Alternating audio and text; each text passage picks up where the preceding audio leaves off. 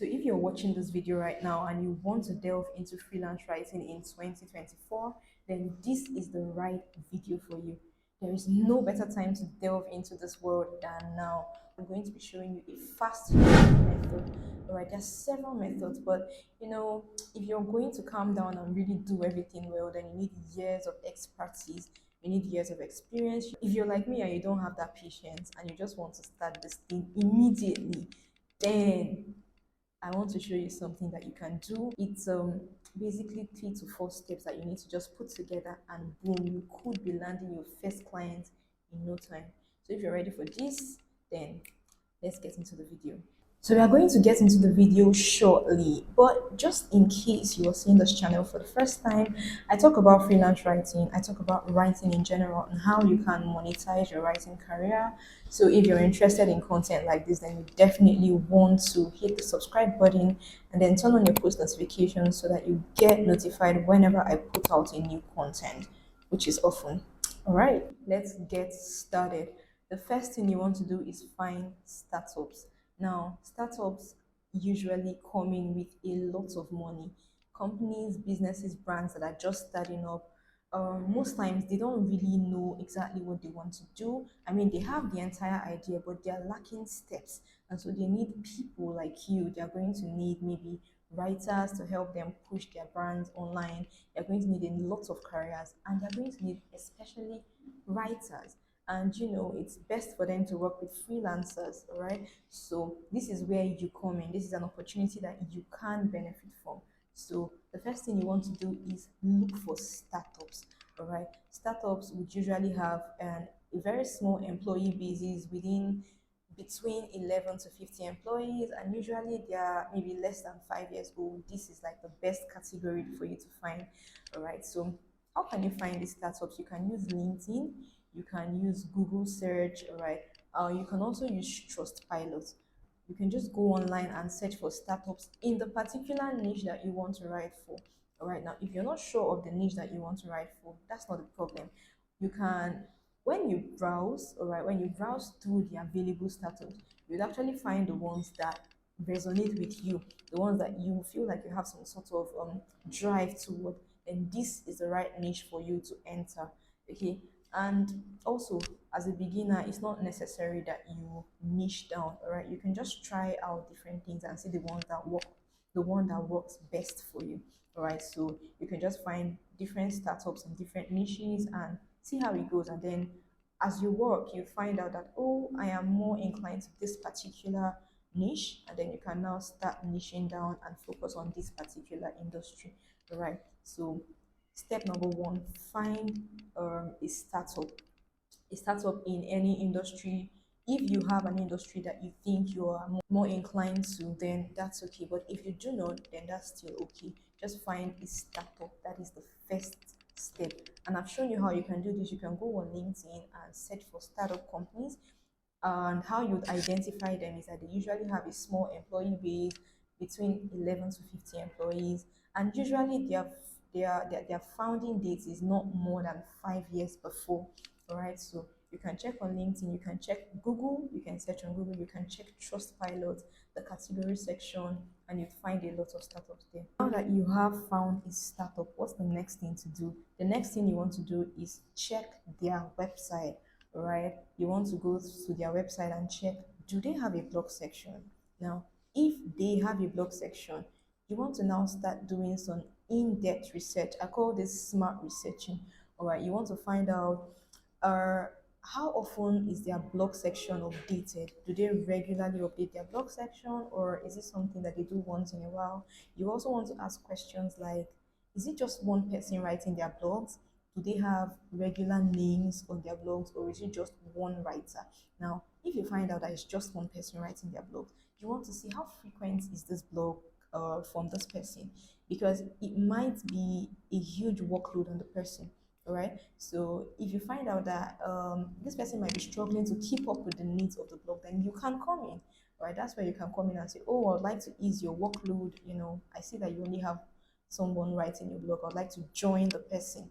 All right, now if you find out that they have multiple people writing their blogs and it's regularly updated, then chances are that they might not need your help. Maybe they already have that covered, right? But that's okay. You can simply move on to the next blogs. Guys, there are thousands of startups for you to check. So if you're not lazy, if you're ready to put in the work, then in a short time, you're going to come up with a huge list of people that really need your help. All right. So something that you can do is check those blogs, and then by getting the answers to those questions, do they have a blog section? Is the blog section regularly updated? Who writes their blogs? All right, then you can know whether or not this is a good lead. All right, so now you found the startup. Now you've done your research and you've determined who is the right lead for you and who isn't the right lead for you. How did you proceed? The next thing you want to go on to do is send your pitching proper. All right, now I do not recommend that you have a specific pitching template. No, that is a bit outdated, honestly. So your pitching should not be something, too professional, something too deeply thought about. All right, you could just from the research. I believe that the best kind of pitching is done when you actually do this research. So if you do the research and you find out in the course of doing this research, you'd find out the pain points of the company. You find out what they're lacking. Do they need, what is it that they could use help with? All right, when you discover this, then it's already a good basis for you to write your pitch coming from. So I do not recommend that you use a specific pitching template for something like this. Right, there are cases when you need specific pitching templates. That's okay, but then when you're dealing with this, fast track, when you're dealing with trying to be smart in your researching, then you need to come up with a pitch that is freshly made from your research. Right, so the next thing you do now is to start pitching. You get a pitch, you find out, pick up the pain points of this company that you have discovered, put it in your pitch, and then send it to the right person. This is another place that a lot of people miss out because you're probably sending your pitch to an email address that's not getting read at all. Nobody's reading your email, your pitches, they're just left hanging there, or you're sending it to the wrong person. So, of course, that brings us to the next question. Who is the right person to send your pitch to? All right, so now, usually when you check the social media page, I like to use LinkedIn particularly. When you check the LinkedIn and you see this company on LinkedIn, all right, there is the hiring manager, okay, and then there is the editor, the chief editor. These are the two people most times that are most likely to give you a good response to your pitch.